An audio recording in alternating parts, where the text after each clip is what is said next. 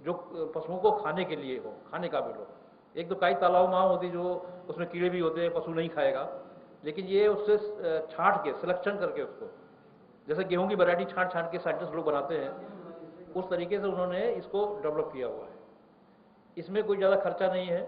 और पशुओं के लिए जो आप पशुओं को दाना डालते हो या मार्केट से आप लेके आते हो खल बिनौला या जो भी चीज़ें हो फैक्ट्री से जो बनी होती हैं, आजकल देखा जो बाजार से आप लोग ला रहे हो उसमें किसी में कंकर होते हैं, किसी पत्थर होता है, उस चीज़ को ये कम कर देगा। इसमें प्रोटीन होती है 25 से 30% क्रूड प्रोटीन है, जो कि पशुओं की जो आप खल डालते हो उसको पूरी करेगा ये। और इसमें कोई ज़्यादा लागत नहीं है। जैसा आपने देखा, आपने साइड में गड्ढे खोद रखे हैं, अगर आप पक्का बनवा सको तो अच्छी बात है, अगर नहीं बनवा सकते हो तो ये आपको पॉलीथीन कच्चा खोद के, मतलब इसका मकसद है कि उसमें पानी रुकना चाहिए, क्योंकि जो ये चीज़ है पानी की वजह से बाहर निकालोगे तो मर जाएगी। जैसे मछली है, पानी उससे बाहर निकालोगे तो मर जाएगी, ये भी नहीं होगी। इसका लगाने का तरीका क्या है, जैसे अपनी गड्ढा या बनाया हुआ है, आप 3 बाई 2 मीटर का गड्ढा बना लो, पक्का बना लो तो ठीक है, नहीं तो फिर आपको प्लास्टिक इसके ऊपर डालनी पड़ेगी। और पानी इसमें 6 इंच से ज़्यादा नहीं भरना है आपको, 6 इंच पानी भर दो, फ्रेश पानी। अगर ट्यूबवेल का पानी नमकीन है तो ये नहीं चलेगा, पानी मीठा होना चाहिए, नमकीन पानी नहीं होना चाहिए। और उसमें करीब 1 किलो या 1.5 किलो कच्चा गोबर का खाद, 2 दिन पुराना हो कोई बात नहीं, मतलब सूखा नहीं होना चाहिए, उसको लेके, और थोड़ी सी डीएपी, सुपर फास्फेट अगर मिल जाए तो अच्छी बात, अगर नहीं मिल रही तो डीएपी भी आप थोड़ी सी इसमें 100 ग्राम गोबर के घोल में ही मिला के और इस पानी में डालना पड़ेगा, क्योंकि खाली पानी से तो ये नहीं चल पाएगा, इसको भी कुछ खाने के लिए चाहिए। आपने नीचे प्लास्टिक बिछाई है, मिट्टी से भी कुछ नहीं मिलेगा, तो उस खुराक को करने के लिए उसमें करना है। इतने बड़े गड्ढे में आपको 250 ग्राम कल्चर, ये जो आप देख रहे हैं, उसमें आप डाल दो। शुरू में जब डालोगे तो इसको 15 दिन लगेगा डेवलप होने में, ये पूरा फैल जाएगा पूरे गड्ढे में। उसके बाद आप डेली उसका 1/3 निकाल के आप पशुओं को खिलाते रहो। जैसे आपका गड्ढा है और उसका 1/3 आपने निकाल लिया पूरा, उसमें आपको किलो 2 किलो मिल जाएगा। एक भैंस के लिए 1 किलो काफ़ी है डेली। अगर बकरी है या आपकी ये क्या नाम है, भेड़ है, बकरी है, तो उसके लिए आधा किलो सफिशेंट है। भैंस के लिए 1 किलो डेली। जो भी चीज़ आप इसको मिला डालते हैं, जैसे आपको तूड़ी हो गई, भूसा हो गया, या कड़वी की कटी हुई हो गई, उसके साथ मिलाओ और उसको खिलाओ। 1 किलो बताया ना मैंने, 1 किलो डेली भैंस के लिए। अब जितना भी चारा आप डेली खिलाते हो उसमें 1 किलो काफ़ी है, ये मिला के खिला दो। उससे क्या होगा, इमीडिएटली कम से कम 50% आप जो खल या बिनौला वगैरह डालते हो वो कम हो जाएगा, उसकी कीमत कम हो जाएगी और आपको फ्री का मिल रहा है। कोई इसमें लागत नहीं है, अपने घर में गड्ढा बनाया, पानी भरा, इसको डाला और उसको निकाल निकाल आप खिलाते रहे। खिलाने का तरीका ये होगा कि चूंकि अब इसमें गोबर आपने मिलाया है, खाद भी मिलाई है, तो जब इसको निकालेंगे किसी झरने से निकाल लो, निकालने के बाद उसको जो पानी, या तो बाल्टी से पानी ऊपर डालो, उसके ऊपर साफ पानी, या टैप वाटर हो जो उसके नीचे रख दो, तो जो भी उसकी स्मेल होगी या थोड़ी गंध होगी वो निकल जाएगी। थोड़ी देर के लिए रख लो जिससे उसकी और गंध निकल जाए, फिर आप उसको मिला के खिलाते रहो। दूसरा, गड्ढे को मेंटेन करने के लिए अगर आप उसको लगातार रखोगे तो वो खराब हो जाएगा, उसमें कीड़े भी पैदा हो जाएंगे खराब, इसलिए हर महीने में आपको गड्ढा साफ करना है। वो जो आपका कल्चर है वो निकाल लो, एक बाल्टी में रख लो, पानी निकालो, गड्ढा साफ करो, फिर उसमें वही विधि अपनाओ जो हमने बताई कि इतना गोबर डाल दो, इतना वो डाल दो, उससे आपका कंटिन्यू चलता रहेगा।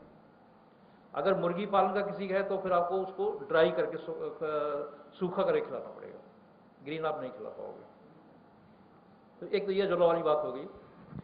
दूसरा जो डॉक्टर ने बताया था, अभी एलिफेंट घास की बात कर रहे हैं, जिसको हाथी घास बोलते हो, वो हमने आप लोगों को दिया भी है कि जो किसान भाई बैठे हुए हैं, तो जैसा भी बताया कि बहुत अच्छा बढ़ता है, और अगर सही तरीके से उसको मैनेजमेंट मेंटेन करोगे आप, तो साल में 2000 से लेके 2500 कुंटल प्रति हेक्टर चारा उसका निकलेगा। और उसका तरीका है कि एक बार आप लगाओगे, फिर आपको 10-12 साल लगाने की जरूरत नहीं पड़ेगी, उसको काटते रहो, खिलाते रहो, काटते रहो, खिलाते रहो। पानी इसको ज़्यादा चाहिए, कटाई के बाद थोड़ी सी इसको खाद भी जरूरत पड़ेगी, जो डालनी पड़ेगी। अगर इन बिटवीन आप उसमें, जैसे आपने 1 मीटर का उसका वो रखोगे चौड़ाई, तो उसके बीच में आप बरसीम बो देते हो, उसमें खाद डालने की जरूरत नहीं है, बरसीम से वो ले लेगा, नाइट्रोजन बढ़ता रहेगा। काउपी आप करीब में काउपी लगा सकते हो, और बरसीम और जई का मिक्सचर भी उसमें लगा सकते हो, दोनों का तो आपको चारा बहुत बढ़िया मिल जाएगा। ये अगर किसी को चाहिए हमारे पास में है, मैं सप्लाई करूंगा आप लोगों को। इसका लगाने का तरीका ये है कि स्टेम कटिंग्स से हम इसको लगाएंगे। एक कटिंग में जैसे गन्ने की आप कट लगाते हो, इसको काटो और उसमें 2 या 3 गांठें होनी चाहिए। 3 गांठ अगर होगी, जमीन में आप 2 गांठ नीचे ले लो, एक ऊपर ले लो, एक काफी है। और उसको थोड़ा सा ऐसे लगाओ टेढ़ा, स्लटिंग करके, जैसे कि पानी से वो मतलब सड़ने न पाए, जो उसके पानी वानी पड़े कुछ हो, और वो फूटेगा, फिर किले उसके फूटते जाएंगे। एक बार स्टेबलेस हो गया फिर आपको हटाना मुश्किल हो जाएगा उसे, और बहुत फायदेमंद चीज़ है। दूसरा है कि अगर आपके पास ज़मीन इसके लिए नहीं है, आपके पास जो खेत में नालियाँ वगैरह हैं उसके किनारे लगा सकते हो, पूल में है, ट्यूबवेल्स है, उसके आसपास लगा दो, तो बहुत बढ़िया। उसकी अभी मैंने सीड बना रहा हूँ, मैं अभी आपको फील्ड में ले चलूँगा, उसको दिखाऊंगा। एक पंजाब की वैरायटी है राई घास करके, उन्होंने डेवलप है, तो पुरानी वैरायटी उनकी PV1 वैरायटी है राई घास। अब यहाँ लोकल भाषा में जो अभी हमने देखा है, जो हमारे काम करने वाले थे उसको जीरी घास बोल देते हैं, क्योंकि उसका बीज जीरा जैसा होता है, बाल भी उसकी निकलेगी जीरे जैसी होती है। मैंने इस साल ही उसको लगाया हुआ है। इसमें हमने जो कटाई ली, कटाई लेने का प्रोसीजर क्या है कि हमारे पास जो आसपास गांव के लेडीज़ वगैरह आती हैं, जो पशु पालती हैं ना, उनको चारे की जरूरत होती है, वो खरीदती है नहीं बेचारी, तो हमारे यहाँ मुझे भी फायदा है, यहाँ काम कर जाएंगी और थोड़ा बहुत वो अपना चारा 20 किलो या 25 किलो उनको दे देते हैं जे काइंड वे से। तो जो उनका ऑब्जर्वेशन, जो उन्होंने मुझे बताया कि साहब जब मैंने इसको खिलाया 25% साहब उसका मिल्क की यील्ड बढ़ेगी राई घास खिलाने से, और इतना सॉफ्ट है, इतना मुलायम है, इतना बढ़िया। पूरा फील्ड हमारा भरा हुआ है, मैं आपको दिखाऊंगा। अभी वो सीड बीज के स्टेज पे है। इसका भी मैं आपको डेमोंस्ट्रेशन दूंगा, क्योंकि ये अप्रैल या मई में कट जाएगा बीज, और इसको हम आप लोगों के यहाँ लगवाएंगे। लेकिन ये इसको हर साल बोना पड़ेगा।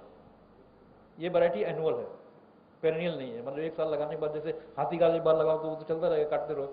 इसको आपको हर साल लगाना पड़ेगा, और आप इसको लगाइएगा अक्टूबर, 15 अक्टूबर से आप चालू कर दो लगाना, और फर्स्ट वीक ऑफ नवंबर तक लगा दो। ज़्यादा लेट करोगे थोड़ा कटाई कम मिलेगी, कटाई इसकी अच्छी नहीं मिलेगी। जल्दी थोड़ा लगा दोगे तो कटाई 3 या 4 कटाइयाँ इसकी मिल जाएंगी। बहुत बढ़िया घास है, दूध की मात्रा बढ़ेगी, और इसमें नाइट्रोजन देना पड़ेगा, क्योंकि ये लेगुमिनस नहीं है, तो बेसल डोज में आपको इसमें यूरिया देनी है। थोड़ी सी DAP, 1 कट्टा DAP डाल दो, और 1 कट्टा यूरिया के मिला के पर हेक्टेयर की बात कर रहा हूँ, उसमें डाल के आप उसके बाद हर कटाई के बाद पानी डालो और इसको खाद डालते रहो। ये तो राई घास की बात होगी। बाद बाकी अभी जो हमारे पास है बरसीम है, अभी हमने HU की एक बढ़िया वैरायटी लगाई है, HB1 करके डॉक्टर बरसीम है आपकी HU की। तो मौसम के लिए अभी वो रिलीज नहीं हुई होगी ना, अभी रिलीज नहीं होगी। हाँ हाँ, उसमें बीमारी नहीं आती, कोई जड़ गलन या मैं गया था आपके फार्म विजिट किया था, डॉक्टर फौजा थे और डॉक्टर अरोड़ा थे, जो उन्होंने मुझे सारा दिखाया हुआ था आपकी वैरायटी थी। हाँ, तो हम ट्राई यही करते हैं कि जो यूनिवर्सिटी हमें लेटेस्ट वैरायटी निकाल रही है, चाहे यूनिवर्सिटी है या और कोई इंस्टीट्यूट है, जैसे झांसी है, अजयपुर बड़ी झांसी है, हमारी कोशिश रहती है कि नई नई वैरायटी ला के हम यहाँ डेवलप करें, उसका बीज बनाएं और आपको पहुँचाएं। दूसरा जो एक प्रॉब्लम आ रही है, हमने किसानों का जो विजिट भी किया है, डॉक्टर साहब सोरगम मालिक, जो मैं उससे बात कर रहा हूँ, कि पायोनियर की ये बीज लेते हैं। अच्छा, उसका क्या होता है कि मल्टीकट तो है, चारा ज़्यादा देगा, लेकिन वो बीज तो फिर इनको कहाँ से मिलेगा? उसके लिए हर साल इनको कंपनी वालों को जाना पड़ता है, मार्केट पर, उसको वो उनकी मोनोपोली है। तो हमारी ट्राई ये रहती है कि हम ऐसी वैरायटी डेवलप करें जिसका कि बीज आप फर्दर मल्टीप्लाई कर सको, और उसको करते रहो। और दूसरा, हमारी सोरगम की बड़ी अच्छी वैरायटी है, जैसे इनकी HC1 है, HC136 है, और बहुत सारी वैरायटी है। एक जो अभी बताई है, ये क्या नाम, स्वीट सूडान है, कितनी बड़ी वैरायटीज है, 3 से 4 कटाई दी जाएगी, और बीज भी आप बना लोगे, आपकी अपनी जरूरत पूरी होगी, दूसरे भी आपके पड़ोस के किसान भाइयों को भी दे सकते हो, उसकी जरूरत पूरी होगी। तो ये सब चीज़ें हैं कि यहाँ किसान को बुलाने का मकसद ही कोई न कोई नई चीज़ एक आपको दी जा सके। बाद बाकी जो आप कर रहे हो तो हमसे ज़्यादा जानते हो, क्योंकि आप खुद करते हो, कितना पानी डालना है, कितना खाद डालना है, बीज है ना, ट्रेड फेयर, ये इसके जड़ हैं, रूट हैं, ये इसकी जड़ है। लेकिन जब आप इसको जल्दी खिलाओगे ना, तो ये जड़ें नहीं आ पाएंगी। ज़्यादा पुराना करोगे तो जड़ें भी आएंगी, और इसमें कीड़ा भी हो सकता है। ना कोई नहीं, इसमें क्या है, तो खाने वाली चीज़ है, जड़ की कोई दिक्कत नहीं है। तो ये किसान वहाँ जो हमने ट्रेड फेयर में रखा था प्रगति मैदान में, तो हमारे साहब जॉइंट सेक्रेटरी साहब हैं, उन्होंने ये बड़ा स्पेशली बनवाया हुआ था और काफ़ी इंटरेस्टेड है। वो चाहते हैं कि ज़्यादा से ज़्यादा डेवलपमेंट हो, किसानों को ज़्यादा से ज़्यादा फायदा होना चाहिए, वो रहे पूरे दिन वहाँ बैठे रहे और किसानों को बताते रहे, दिखाते रहे, इतना मतलब उनको इंटरेस्ट है, वो रखा हुआ था।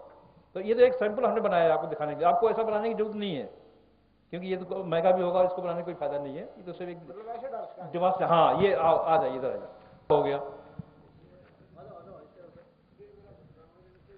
ये नहीं वो तो चलने के लिए है।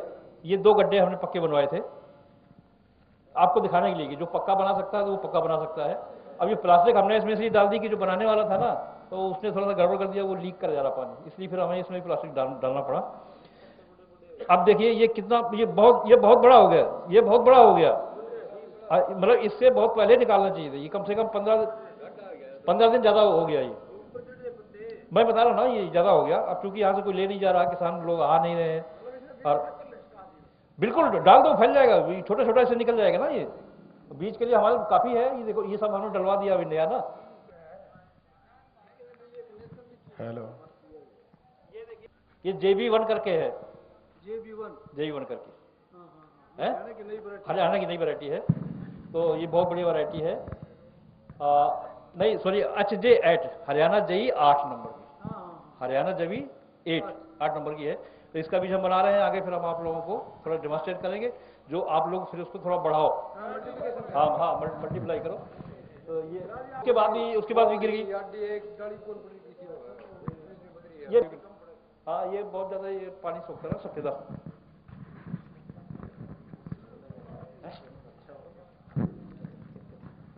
हाँ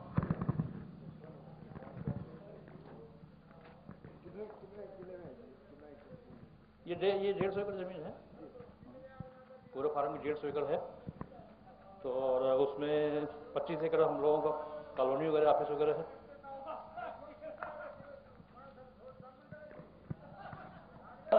तो फूल में मधुमक्खियाँ आती हैं, अगर हम दवाई डालेंगे तो वो भी मरती हैं।